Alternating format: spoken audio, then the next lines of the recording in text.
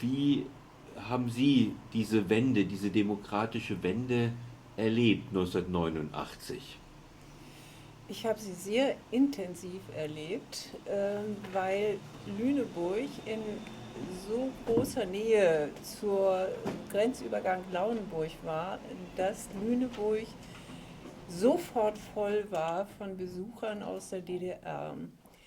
Und mein Mann und ich sind am Tag darauf nach Lauenburg gefahren und haben diesen Korso von Autos, der über die Grenze nach Lüneburg fuhr, erlebt, gesehen. Und in Lauenburg haben wir dann mit Menschen gesprochen, die völlig fertig waren, dass sie endlich nach Lauenburg durften. Die haben das ja im Prinzip von Beutzenburg aus sehen können. Und gab ja auch unendlich viele Familienverbindungen diesseits und jenseits der Grenze. Hm. Ähm, Sodass wir wirklich ganz intensiv an dieser Freude teilgenommen haben. Welche Beziehung hatten Sie zur DDR oder zur ehemaligen DDR, vielleicht auch zu Menschen in der DDR? Mhm. Die sind verschieden und unterschiedlich. Meine Familie mütterlicherseits stammt aus Thüringen, mein Großvater aus Schloss Viehbach und meine Großmutter aus Neurudelstedt. Und meine Mutter als 13. Kind dieser Familie war immer bedrückt, dass sie nie diese Orte kennengelernt hat.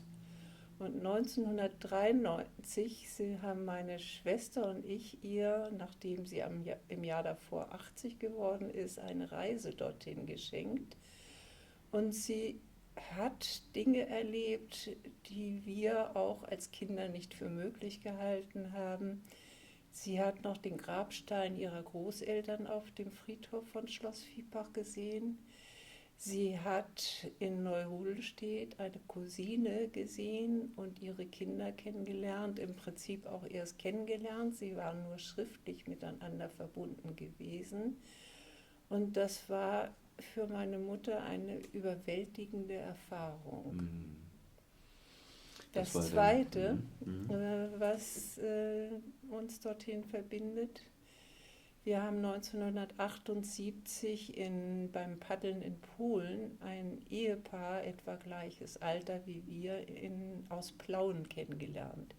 Die lebten genauso im Grenzbereich wie wir, hier in Lüneburg und Reppenstedt, aber durften nie an die Grenze. Und die haben uns ihre Landkarten, ihre Straßenkarten gezeigt. Die Bundesrepublik war ein weißer Fleck. Die Straßen zur Grenze waren verfälscht. Die waren gar nicht so, wie es geografisch nötig war, damit keiner auf die Idee kam, über die Grenze zu gehen. Hm. Hm. Das heißt, Sie haben auch die Schikanen, die man an der Grenze überwinden musste, erlebt. Können Sie Mhm. dazu einen Satz sagen? Ja, wir haben eigentlich witzige Sachen erlebt. Okay. Als wir die Freunde in Plauen besuchten, da hatte ich mitten im Sommer eine Winterpelzjacke mit. Aha. Der wusste natürlich genau, der Grenzbeamte, dass sie in Plauen blieb. Ja. Aber er meinte dann ganz cool, na, es kann ja mal kalt werden. Wie hat sich das dargestellt aus Ihrer Sicht, diese Wende? War das von viel Hoffnung geprägt? Jetzt wird Deutschland wieder eins oder gab es da auch Ängste, Sorgen, die man hatte, als die Grenze geöffnet wurde? Ich glaube, das ist sehr individuell nur zu Ja. beantworten. Also meine Familie war nur begeistert. Ich kenne aber eine ganze Reihe Leute, selbst Leute, die hier in Lüneburg wohnen, die die Grenze noch ganz lange im Kopf gehabt haben und nicht dorthin gereist sind. Mein Mann und ich sind 3, 4 Tagesreisen, wenn mal so ein Brückentag bei Feiertagen waren, immer in eine Ecke gefahren, die wir noch nicht kannten. Und dabei haben wir dann eine Sache erlebt, die uns tief zu denken gegeben hat. Die Menschen in der DDR waren ja nicht gewohnt, für sich selbst etwas zu entscheiden. Das heißt, alle amtlichen Formalitäten wurden irgendwie für sie gemacht. Und bei einer dieser Paddeltouren, das war ziemlich bald nach der Grenzöffnung, war so 4, 5 Jahre später, da kam unsere Freundin, mit der wir das zusammen machten, mit einer Dame ins Gespräch. Und die beschwerte sich darüber, dass sie ja überhaupt keine Rente kriegte. Die war aber noch nie zu einem Amt gegangen, um die zu beantragen, weil sie das einfach nicht gewohnt gewesen sind. Und ich denke, dass das eines der ganz, ganz großen Probleme für die Menschen im Osten gewesen ist. Nochmal auf die Zeit nach 1989 schauen, die letzten 30 Jahre. Was würden Sie sagen im Rückblick? War es eine gute Entwicklung, die es genommen hat mit der ehemaligen DDR und der Bundesrepublik, oder hat man da auch was falsch gemacht? Ich denke, es ist gut und falsch gleichzeitig gewesen. Man kann nicht das in irgendeine Schablone pressen.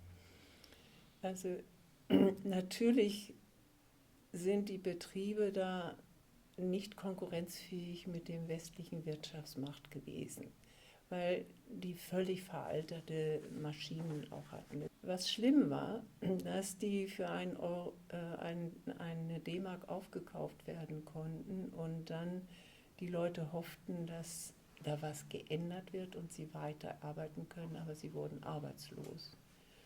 Und da hätte man vielleicht staatlich anders steuern können. Ich weiß es nicht, aber dieses Verkaufen der Treuhand, das hat, glaube ich, viele Probleme geschaffen. Ein Problem oder ein Unterschied, der jetzt auffällig wurde, jetzt wieder bei der letzten Europawahl, jetzt vor 2 Wochen, zeigt sich ja auch in dem Abstimmungsverhalten, sage ich mal, vielleicht der Bürger in den neuen Bundesländern, der Bürger in den alten Bundesländern.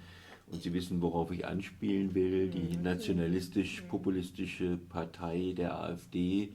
Was würden Sie sagen, warum wählen die Bürger der ehemaligen DDR, der neuen Bundesländer, genau diese Partei?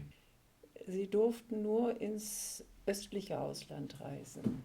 Sie haben nichts von den Entwicklungen im Westen mitgekriegt, es sei denn, sie hatten so private Kontakte.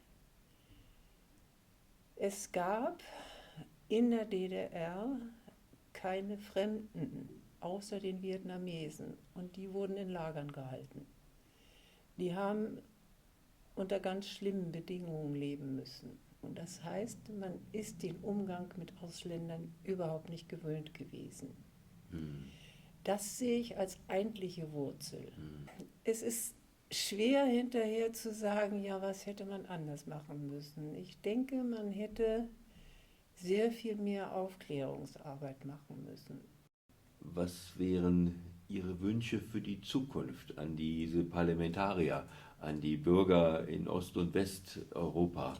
Was müsste passieren, dass wir dieses Friedensprojekt Europa befördern und vielleicht die Mauern in den Köpfen reduzieren und abbauen?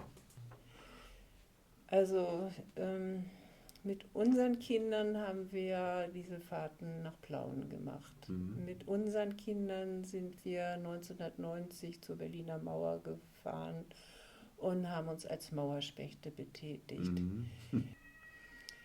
Es hängt überall auch von der Bildung ab. Von der Bildung, die eine Offenheit zur Welt ermöglicht.